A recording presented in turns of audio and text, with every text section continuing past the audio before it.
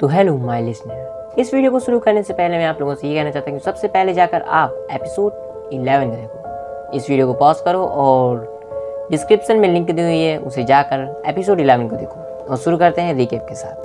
के घड़ी में टैकल लगाने के बाद अब तक 4 जाने जा चुकी थी और किलर अभी तक पकड़ा नहीं गया था। सुरेश अब नहीं चाहता था कि और लोगों की जान जाए, इसलिए वो के से कहता है कि अब घड़ी को तुम अपने पास रखो और जब किलर तुम्हें मारने के लिए आएगा हम उसे पकड़ लेंगे। और के मान जाता है और सुरेश से कहता है कि तुम घड़ी लेकर आओ। और वो उस रिकॉर्डिंग को देखता है जो चौथे मंदिर में के वहाँ पर भेजे हुए एक आदमी ने रिकॉर्ड की थी। उस आदमी के डर के नीचे गिरने के कारण वो फ़ोन स्विच ऑफ हो गया था। कि उस फ़ोन को खोलता है और उसमें वो रिकॉर्डिंग देखता है और उसे उस वीडियो में कुछ भी समझ नहीं आ रहा होता है। और तभी थोड़ी देर बाद सुरेश आ जाता है और उसे वो रिकॉर्डिंग दिखाता है। सुरेश उस रिकॉर्डिंग को देखता है और कहता है ये इसमें ऐसा लगता है किलर ने कोई लाइटनिंग चश्मा पहना हुआ है और तुम्हारे आदमी ने काफ़ी बड़ी इसमें काफ़ी सैड टून भी लगा दी है। और ये सुनते ही कि उससे फ़ोन लेता है और देखता है तो उसमें उसे एक सैड टून सुनाई देती है। और थोड़ी देर बाद सुरेश वहाँ से किसी काम से चला जाता है और के अब जाकर अपनी कुर्सी में बैठ जाता है। के को तभी नींद आ जाती है। उसकी नींद शाम को उसके फ़ोन बजने से खुलती है। वो फ़ोन में देखता है कि 5:30 बज रहे होते हैं। सुरेश का फ़ोन आया था। के सुरेश को फ़ोन लगाता है और सुरेश उससे कहता है कि मैंने कैमरे वाले को तुम्हारे यहाँ भेजा है और वो थोड़ी देर में आ जाएगा। फिर के कहता है कैमरा लगाने वाला, पर क्यों? तब सुरेश कहता है देखो तुम्हारे पास घड़ी है, वो किलर तुम्हें मारने को आ सकता है, इसलिए हमने वो कैमरा लगाने वाले को बुलाया है। फिर मजाक में के कहता है अपनी गर्लफ्रेंड से मिलने गए हो क्या? तब वो सुरेश कहता है कि नहीं यार अभी सिंगल हूँ और उसके मर्डर पे स्पॉट में गया था कुछ चेक करने। और फिर दोनों हंसने लगते हैं। के हंसने के कारण घड़ी भी खुशी की धुन निकालती है। तभी सुरेश हंसते हुए कहता है अच्छा ये बताओ ये म्यूज़िक की आवाज़ कहाँ से आ रही है? काफ़ी अच्छी धुन है। तब के कहता है कौन सी धुन? फिर के कहता है अच्छा ठीक है मैं रखता हूँ। फ़ोन रखने के बाद के सब जगह देखता है कि वो धुन कहाँ से आ रही है। सब जगह देखने के बाद के कहता है कोई स्पीकर या टीवी तो चल नहीं रहा, ये आवाज़ कहाँ से आ रही है? तभी को लगता है कि वो धुन उसके आसपास से ही आ रही है और वो धुन का पीछा करते वहाँ जाता है तो उसको पता चलता है कि वो धुन घड़ी से आ रही है। तो के कहता है अच्छा तो ये घड़ी धुन निकालती है। फिर के जाकर अपनी कुर्सी में बैठ जाता है और थोड़ी देर बाद के कहता है अब धुन क्यों नहीं आ रही है? और वो इस बात को छोड़कर पेपर पढ़ने लगता है। पेपर में एक खबर पढ़ के उसे हंसी आने लगती है और तभी घड़ी फिर से वही धुन निकालती है। फिर सोचता है कि अभी इस घड़ी से धुन नहीं निकल रही थी तो अब ये धुन कहाँ से आएगी? तो के सोचता है कि उस समय वो क्या कर रहा था कि घड़ी से धुन निकलने लगी। तो उसे याद आता है कि वो पेपर में एक खबर पढ़ी थी जिससे उसे हंसी आई थी, उसी कारण धुन बजी थी। के जैसे ही हंसने का नाटक करता है उस घड़ी से दोबारा वही धुन निकलती है। तो के को पता चल जाता है कि ये घड़ी जिस भी जगह रहती है उस आदमी के इमोशन के हिसाब की धुन निकलती है। वो अगर हंसता है तो हंसने की धुन निकालती है और खुशी की धुन निकालती है। और उससे इसे पता चल जाता है कि ये घड़ी धुन निकालती है आदमी के मन के मुताबिक। और थोड़ी देर बाद कैमरा वाला आ जाता है। अब आगे थोड़ी देर बाद कैमरा लगाने वाला आता है। वो के घर में कैमरा लगा के चला जाता है। थोड़ी देर बाद के सुरेश को फ़ोन करता है और कहता है कि कैमरा लगाने वाला आया था, तूने चेक तो किया था ना? किसी का आदमी तो नहीं है, किसी को बता दे। तब सुरेश कहता है नहीं, हर जगह के कैमरे वही लगाता है, भरोसा कर सकते हैं।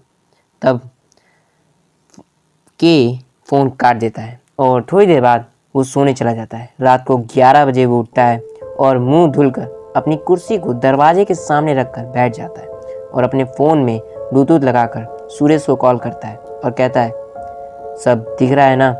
तब सुरेश कहता है मुझे सब कुछ दिख रहा है और तुम भी। फिर वो घड़ी में देखता है 12 बजने में सिर्फ 2 मिनट बाकी रहते हैं। तभी के सुरेश को कहता है चौकन्ने रहना, एक भी गलती ना हो। वो लोग पूरे सुबह के 4 बजे तक जगते रहते हैं पर कोई भी नहीं आता। तब के सुरेश से कहता है कि किलर आया क्यों नहीं? तब के कहता है कहीं किलर को पता तो नहीं चल गया। थोड़ी देर बाद सुरेश वहाँ पर आता है और कहता है उस कैमरा लगाने वाले ने किसी को बता तो नहीं दिया, मुझे लगा वो किसी को नहीं बताएगा। तभी सुरेश एक हवलदार को कहता है उस कैमरा लगाने वाले को पकड़ के ले आओ यहाँ पर। अब देखते देखते 9 बज जाते हैं। थोड़ी देर बाद वो हवलदार उस कैमरा लगाने वाले को पकड़ के ले आता है। तब सुरेश उससे चिल्ला के पूछता है तूने यहाँ के बारे में किसी को बताया तो नहीं? तो वो कैमरा लगाने वाला रोते रोते कहता है मैंने किसी को यहाँ के बारे में नहीं बताया सर। तब के कहता है रुको सुरेश, मैं देखता हूँ इसे। और के उस आदमी से कहता है एक बार और कहना जरा। मैंने किसी को भी यहाँ के बारे में नहीं बताया। तब के उसका हाथ पकड़ता है और थोड़ी देर बाद सुरेश को कहता है ये सच कह रहा है, ये इसकी पल्स रेट भी नॉर्मल है और अगर ये झूठ बोल रहा होता तो इधर उधर देख रहा होता और उसको जाने देता है। कैमरा वाला वहाँ से चला जाता है और फिर सुरेश उससे कहता है यहाँ के बारे में किसी को नहीं बताना, अब जाओ। और वो कैमरा वाला वहाँ से चला जाता है। थोड़ी देर बाद ये कहता है पता है ये घड़ी धुन निकालती है, जो भी यहाँ होगा अगर वो खुश होगा तो घड़ी भी वैसी ही धुन निकालेगी। पता है ये घड़ी धुन निकालती है, जो भी यहाँ होगा अगर वो खुश होगा तो घड़ी भी वैसी ही धुन निकालेगी। तब सुरेश कहता है सच में? फिर के उसको उस दिन की सारी बात बताता है। सुनने के बाद सुरेश कहता है मतलब कि तुम हंसे तो घड़ी खुशी की धुन निकाली? तब के कहता है तुम हंस के देखो। सुरेश हंसने का नाटक करता है पर घड़ी कोई भी धुन नहीं निकालती। तब सुरेश कहता है मजाक बंद कर, कुछ भी तो नहीं हुआ। फिर सुरेश कहता है तुम हंस के दिखाओ कि जैसे ही हंसता है घड़ी भी खुशी की धुन निकालती है। तभी सुरेश कहता है तुम हंसे तभी ये धुन निकली। तब सुरेश कहता है एक और बार करना कि जैसे ही हंसता है फिर से वही धुन निकलती है। अब सुरेश कहता है एक बार दुखी होके देखो कि जैसे ही रोने का नाटक करके दुखी होने लगता है घड़ी भी सैड धुन निकालती है। तब सुरेश के से कहता है ये घड़ी तुम्हारे मन की तरह की धुन निकालती है। उस रात 12 बजे वो लोग फिर से वैसे ही चेक करते हैं पर कोई नहीं आता। तीसरे दिन सुरेश कहता है किलर तो आज भी नहीं आया। तब के कहता है हमें कोशिश करते रहना होगा जब तक वो आ नहीं आता। रातों के कुर्सी पर बैठा रहता है और थोड़ी देर बाद उठकर खड़ा होता है और गर्दन पीछे करके घड़ी की तरफ देखता है तो उसे अपने आंखों पर विश्वास नहीं हो रहा होता है। वो पलटता है और घड़ी को पूरी तरीके से देखता है। उसे घड़ी में 2 कटी हुई उंगलियां खून से लथपथ दिखती हैं। उसे देखकर के कहता है ये घड़ी को क्या हुआ?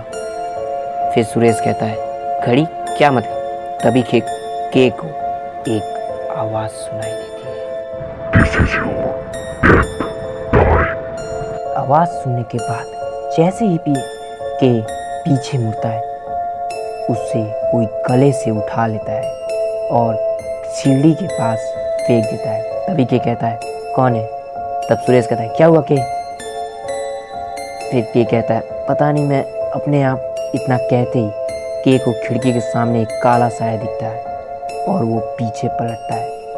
उसकी आंख पूरी लाल रहती है कि उसी को देख रहा होता है। फिर के कहता है सुरेश तुम भी वही देख रहे हो जो मैं देख रहा हूँ? इतना कहते ही वो काला साया तेजी से चिल्लाता है। आवाज सुनकर के अपने कान बंद करने लगता है। वो आवाज इतनी तेज रहती है कि उसके अगल बगल की खिड़की के सारे कांच टूट जाते हैं। वो कैमरा भी बंद हो जाता है जिससे वो देख रहा होता है और खिड़की के सारे कांच के की तरफ आने लगते हैं। के उठ के ऊपर की ओर भागने लगता है पर कुछ कांच उसके पाँव और पीठ में घुस जाते हैं कि जल्दी से ऊपर वाले कमरे में जाकर दरवाज़ा बंद कर लेता है। दरवाज़ा बंद करने के बाद वहीं दरवाजे के से सट के खड़ा रहता है और कहता है। तभी उसके ब्लूटूथ से सुरेश कहता है के क्या हो रहा है वहाँ? तब के कहता है पता नहीं कोई है यहाँ पर, वो कोई आदमी नहीं है, मैं नहीं जानता वो क्या है पर शायद वो मुझे मारना चाहता है। सुरेश कहता है मैं आ रहा हूँ, तुम थोड़ी देर छुपे रहो। कि धीमे से कहता है हाँ। वहाँ सुरेश जिस कमरे में रहता है वो कमरा खुल नहीं रहा था। उधर के लंबी सांस लेने के बाद जैसे पीछे मुड़ता है उसे वही काला साया दिखता है और वो लाल आंख जो उसे मारना चाहती थी। के उसे मारने की कोशिश करता है पर उसका हाथ उससे आर पार हो जाता है। फिर उसे वो काला साया गले से उठाता है और इतनी तेज से दरवाजे की तरफ फेंकता है कि दरवाज़ा तोड़कर के सीधा हाल पर जाकर गिरता है और उसके मुंह से खून निकल जाता है और वो दीवार से जाके टकराता है। के धीमे धीमे अपने आँख खुलता है, तभी उसे फिर से कोई गले से उठाता है और उसकी नज़र स्पीकर पे जाती है। वो नीचे गिरा था, तभी उसके कान से गिर गया था। जब वो नीचे गिरा था तभी वो उसके कान से नीचे गिर गया था। वो काला साया उसे उठाकर बगल वाली खिड़की के पास फेंक देता है, जिससे उसका सिर कांच तोड़कर बाहर हो जाता है और वो बेहोश होने लगता है और खिड़की के पास गिर जाता है। उसकी आंखें धीमे धीमे बंद हो रही थी। तभी वो देखता है कि वो काला साया उसके पास आता है। तभी के सामने सूरज की रोशनी पड़ती है और वो काला साया वहाँ से गायब हो जाता है और के की आंखें बंद हो जाती हैं। वहाँ सुरेश जिस कमरे में रहता है उसका दरवाज़ा खुल जाता है और सुरेश नीचे हॉल में आता है और के को हिलाता है, के तुम ठीक हो के? और फिर सुरेश के को हॉस्पिटल ले आता है। हेलो माय लिसनर, एपिसोड 12 यहीं तक। अगर आप जानना चाहते हैं कि इसके आगे क्या हुआ तो चैनल को सब्सक्राइब कर लीजिए और अगर अभी तक आपने पूरे एपिसोड नहीं देखे हैं तो आपको मेरे चैनल पे तकरीबी क्लॉक की प्लेलिस्ट मिल जाएगी। जाओ जाके सारे एपिसोड देख डालो और मिलते हैं अगले एपिसोड में पूरे सबूत के साथ कि कौन है उन सब मौतों का कारण, यानी कि हमारा आखिरी episode the last. Bye bye.